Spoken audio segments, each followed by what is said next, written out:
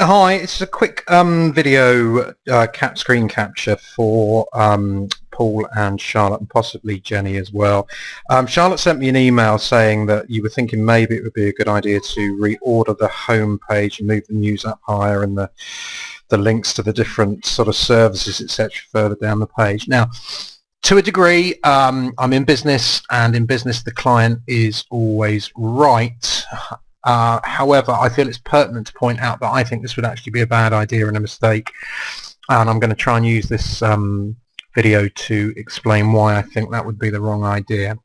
Now, this is a video capture on a small laptop screen, but everything does fit in the screen. On a larger screen there would be more space left and right, and it's not dissimilar to what you would see on an iPad. You perhaps wouldn't see the bit where it says log into online services depending on the size of your tablet screen, but it gives you an idea of what the site looks like. Now at the moment I come to the site, I can see the introductory banner, I've got the drop down menus, and then first thing I see is a chance to log into online services. Now a lot of patients who come, that's what they want to do. You want them to come in, maybe you haven't got as many online appointments available as some surgeries, but order repeat prescriptions, log into online services, and to cut down the amount of people popping into the surgery and picking up the phone. So chance to log in for that or to register for that. You then have quick links to the important parts of the site. So most people who come, they come to the site because they want to know when you're open. So you've got your surgery hours link. They want to know how to get an appointment, how they order a repeat prescription. If they're a new patient, they want to know how to register with you.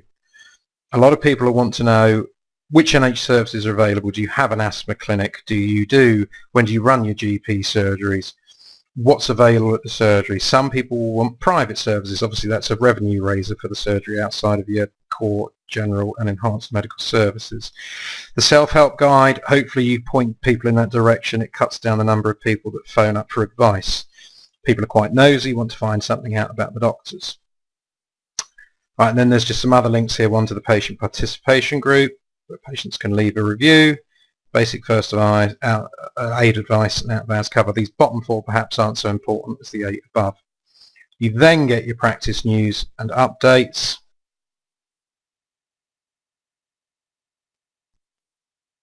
And then see more news. Now, the thing with this is, at the moment, the way I set this up was to try and have this news bit at the bottom, to just have maybe 2 or 3 or maybe 4 bits of news, and then click onto this link to see more news for things that weren't relevant and up to date or weren't latest news, and they'd be kept on this sort of more news page. However, at the moment, there seems to be an awful lot of news on this page. So there's 1, 2, 3, 4, 5, 6, 7, 8, 9, 10, 11, 12, 13 news items on the home page. Personally, I think that's way too many. You want to keep it at 4 or 5 for the most important things.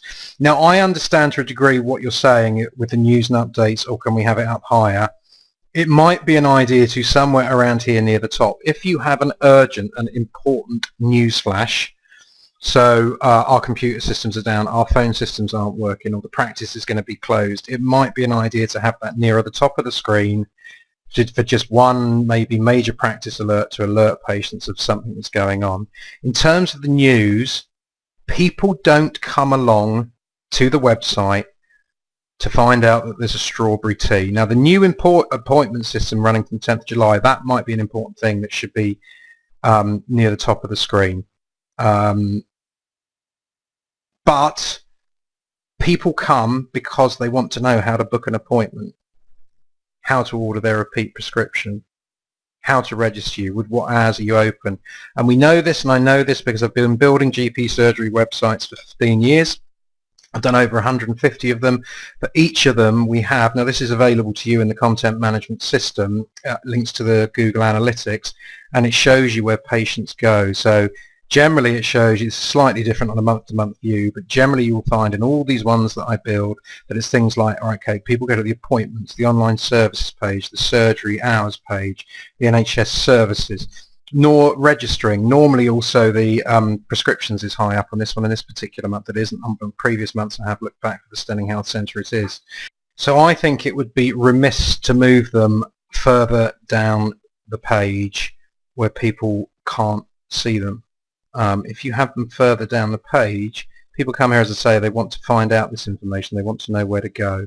And I have only shown you the example of yours, but I could log on to one of 100 or 150 sites I've done. It could be Billingshurst, Dolphins Practice, lots of local ones and around the country that I've done. And it's the same 7 or 8 pages that people always visit the most. So that's why we have quick visual links near the top of the page. Even more important, I can show you here, look, what I've done is I've actually re-spoofed the page and changed things about for you slightly, so that when people come here, at the moment they log into online services and then look, practice news. Look how far you have to scroll down the page before you actually find these links. Is anybody going to bother? Is anybody going to bother to scroll through all that news before they find these links? It becomes even more pertinent in that the vast majority of people these days visit websites on mobile phones and tablets. I can show you this if I go back to these statistics and I look at technical and I look at device. Loads of people are visiting this on iPhones and on various Samsung phones. It's around 50% of your traffic is coming on phones. The idea these days is to make it as friendly for phones as you can. You design for the phone first, for mobile systems first, then for the desktop. You have to make sure it's mobile friendly as the first step. If I go back to the current site, and what I'm going to do is actually, and it'll look a bit strange in this video, but I'm actually going to squeeze this video, this screen down so it starts to replicate a mobile phone screen. So that is about what you'll see now. Sorry, you can see Dreamweaver here behind it, but concentrate on this bit in the corner. This is similar to what you would see on something like an Apple iPhone or a Samsung S5 or any smartphone.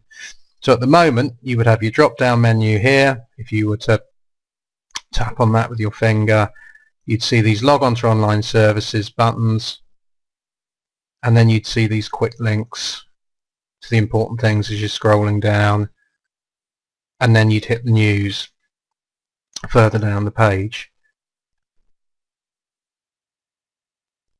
Now, as I said, what I've done earlier is I showed you that on a spoof version of the page how far you had to scroll. Now imagine again that this here is your mobile phone screen and we're scrolling down the page using our finger. We've got to get through all this news about strawberry teas and NHS's advice to cover up a cervical screen. Are people going to scroll all the way down that with their finger before they get to these links? I think a compromise, and the best compromise we can possibly come up with, is to actually put some kind of alert for an important message at the top of the screen for something like don't forget to cover up while the weather's hot or something, if that's a particularly hot week and you think it's important to get that message out, or take our online survey when you've got one of those running, or the practice will be shut this Thursday after 2 p.m. for protected learning of staff. But if you have all this news above anything else, from a usability point of view, I have to say I think it would be a mistake, because people aren't coming to the website for advice on staying safe in the sun. They're coming to book appointments. They're coming to find out what clinics you run. They're coming to find out how they get the repeat prescription. They're coming to find out the contact details. They're coming to see if they can submit a complaint or whatever. The news is not as important. And even then, wherever we leave the news, I am going to advise that I think it's actually a good idea, that I'm just going to stretch this out again, that you actually cut down the number of news items and move some of these off of the home page onto, there's a page in the content management system, I think it's called, I'll go over here and I look at the site, I think it's actually just called news or practice news.